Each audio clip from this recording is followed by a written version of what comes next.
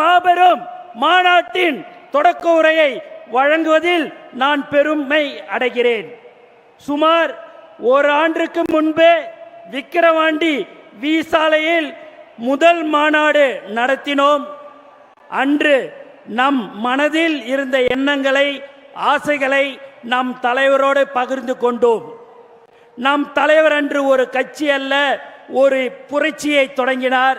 இன்று கோடிக்கணக்கான மக்கள் படையே இவரோடு நிற்கிறது. இதற்கு பெயர்தான் சத்தமில்லாமல் சாதனை செய்வது.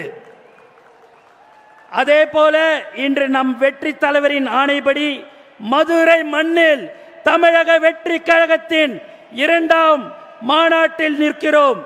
இத்தனை லட்சம் மக்களை பார்க்கும் போதே ஒரே வார்த்தை தான் தோன்றுகிறது, வெற்றி வெற்றி வெற்றி. ஆம், இந்த மதுரை மாநாடும் மாபெரும் வெற்றி அடைந்துள்ளது. சில நல்லவர்கள் ஒரு கேள்வி கேட்டார்கள், வட தமிழ்நாட்டில் கூட்டம் வந்தது, தென் தமிழ்நாட்டில் கூட்டம் வருமா என்றார்கள். நான் திருப்பி கேட்டேன், தம்பிகளா, வருவது யாரு தெரியுமா? தாய்மார்களின் செல்ல பிள்ளை தெரியுமா?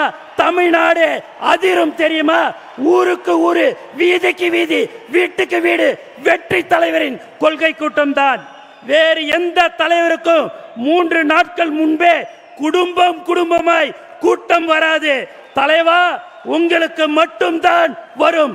தலைவரின் சிரித்த முகத்தை பார்க்கும் போதெல்லாம் இந்த ஆனந்தத்தின் நெஞ்சம் ஆனந்தம் அடைகிறது. நீங்கள் இன்றைய அரசியல் ஆளுமை, நாளைய முதல்வர்.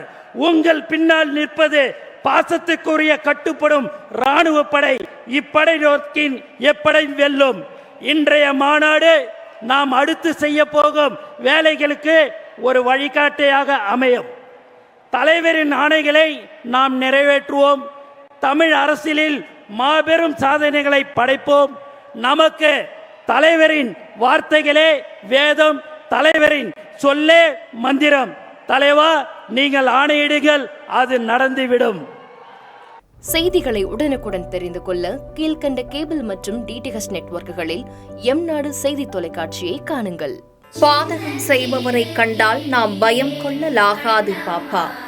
மோதி மிதித்துவிடு பாப்பா, அவர் முகத்தில் உமிழ்ந்துவிடு பாப்பா. அண்மை செய்திகளை உடனுக்குடன் தெரிந்து கொள்ள இணைந்திருங்கள் எம்நாடு தொலைக்காட்சியுடன்.